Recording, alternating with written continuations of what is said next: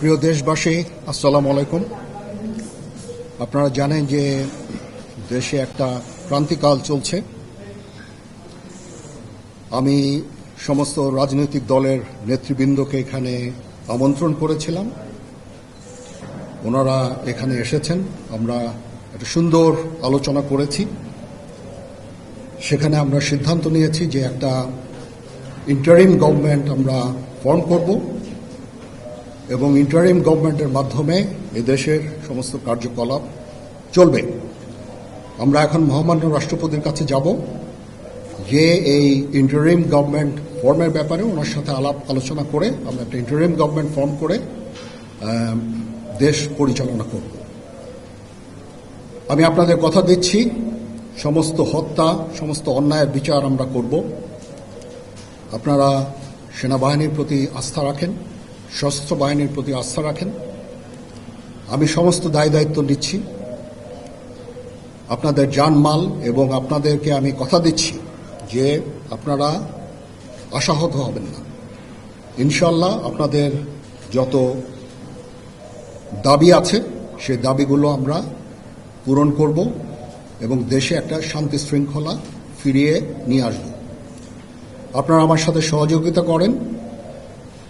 দয়া করে আর এই ভাঙচুর, হত্যা, মারামারি, সংঘর্ষ এগুলো থেকে বিরত হন। আমি নিশ্চিত যে আপনারা যদি আমার কথা মতো চলেন, আমাদের সাথে যদি একসাথে যদি কাজ করি আমরা, নিঃসন্দেহে আমরা একটা সুন্দর পরিণতির দিকে আমরা অগ্রসর হতে পারব। আপনারা দয়া করে আমাকে সাহায্য করেন। মারামারি করে এই সংঘাতের মাধ্যমে আমরা আর কিছু অ্যাচিভ করতে পারবো না, আর কিছু আমরা পাবো না। সুতরাং দয়া করে আপনারা সমস্ত ধ্বংসযজ্ঞ, সমস্ত অরাজকতা, সমস্ত সংঘর্ষ থেকে বিরত হন এবং ইনশাআল্লাহ আমরা সবাই মিলে একটা সুন্দর ভবিষ্যতের দিকে আমরা অগ্রসর হব। প্রতিটা হত্যার বিচার করা হবে, প্রতিটা অন্যায়ের বিচার হবে। আমরা আজকে সুন্দরভাবে কথা বলেছি। সমস্ত দলের প্রধান দলের নেতারা এখানে উপস্থিত ছিলেন। আমি ওনাদের ইনভাইট করেছিলাম এখানে। ওনারা ভেরি নাইস অফ দেম যে ওনারা এসেছেন অ্যান্ড আমরা একটা সুন্দর আলোচনা করেছি এবং এই আলোচনাটা ফলপ্রসূ হবে বলে আমি মনে করছি এবং আমরা একটা সুন্দর একটা ইন্টারিম গভর্নমেন্ট ফর্ম করে আমরা দেশ পরিচালনা করব। মাননীয় প্রধানমন্ত্রী পদত্যাগ করেছেন এবং এখন একটা ইন্টারিম গভর্নমেন্ট ফর্ম করে আমরা আমাদের কার্যক্রম পরিচালনা করব। আপনারা একটু ধৈর্য ধরেন, আমাদের কিছু সময় দেন।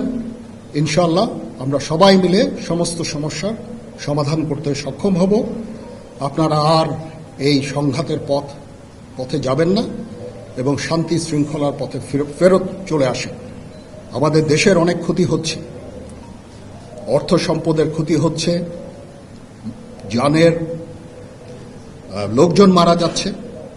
তো এগুলো থেকে আপনারা বিরত হন এবং আমাদের সাহায্য করেন। আমি সমস্ত দায়িত্ব নিচ্ছি, আপনারা আমাকে সাহায্য করেন। সবাইকে ধন্যবাদ। আল্লাহ হাফেজ।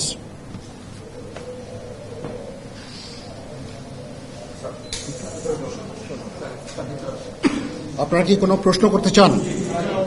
Any queries? এখনো এটা খুব আর্লি স্টেজ। আমরা যাব মহামান্য রাষ্ট্রপতির সাথে যে আলাপ আলোচনার মাধ্যমে এটা আমরা করব। আজকে এখানে জামাতের আমির ছিলেন, আমাদের বিএনপির শীর্ষস্থানীয় নেতৃবৃন্দ এখানে ছিলেন, জাতীয় পার্টির নেতৃস্থানীয় নেতৃবৃন্দ এখানে ছিলেন এবং সুশীল সমাজ, এবং এখানে ডক্টর আসিফ নজরুল উনি নিজেও ছিলেন এখানে এবং উনি আমার সামনেই উনি সমস্ত ছাত্রদেরকে একটা সুন্দর বার্তাও দিয়েছেন এবং আমি আশা করি যে ছাত্ররা সেই বার্তা শুনে ওনাকে সবাই শ্রদ্ধা করে, ছাত্ররা শ্রদ্ধা করে, ওনার এই বার্তা শুনে তারা এই পরিস্থিতি নিয়ন্ত্রণে নিয়ে চলে আসবে এবং আমরা একটা সুন্দর একটা পরিস্থিতির দিকে আমরা এগিয়ে যাব ইনশাআল্লাহ। এখানে আওয়ামী লীগের কেউ ছিল না, না, আওয়ামী লীগের কেউ ছিল না। হ্যাঁ, আজকে বিকজ আমাদের এই সময় নাই, এটা একটা বিশেষ একটা পরিস্থিতি। আমরা আজকেই যে এই পরিস্থিতি এটা একটা আমরা একটা নিয়ন্ত্রণ নিয়ে আসবো। সেনাবাহিনী শান্তি শৃঙ্খলা বজায় রাখার কাজ চালিয়ে যাবে এবং আপনাদের সবার দায়িত্ব, ছাত্রদের দায়িত্ব, রাজনৈতিক নেতৃবৃন্দ এবং রাজনৈতিক কর্মীদের দায়িত্ব হচ্ছে সেনাবাহিনীকে সাহায্য করা এবং আপনারা মিডিয়ার মাধ্যমে আমাদেরকে এই যে একটু আমাদের সাহায্য করেন, সুতরাং আমরা তাহলে এই পরিস্থিতি নিয়ন্ত্রণ সহজেই নিয়ে আসতে পারব।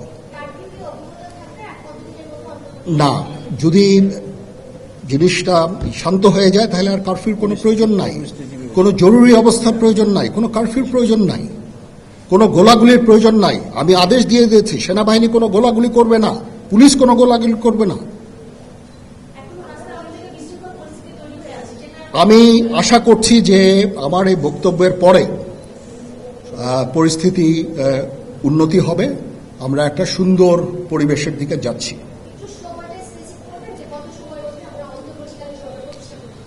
আমরা এটা না, আমি আজকে রাতের মধ্যে একটা আমরা সলিউশনে যাওয়ার চেষ্টা করব, বাট আমাদের হয়তো 2-1 দিন সময় দিতে হবে। এটা আমরা এখনো এটা টু আর্লি, আমরা যাচ্ছি যে আমরা কথা বলবো মহামান্য রাষ্ট্রপতির সাথে, আমরা একটা সুন্দর সলিউশনে আমরা পৌঁছাবো।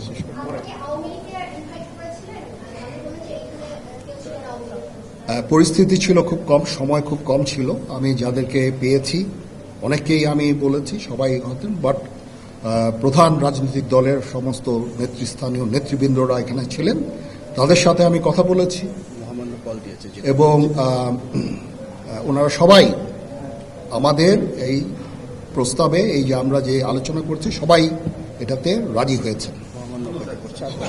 এখানে মুমিনুল হক সাহেব ছিলেন, এখানে জামাতের আমির ছিলেন, জুনায়েদ সাকি উনি ছিলেন, তারপরে ডক্টর আসিফ নজরুল ছিলেন।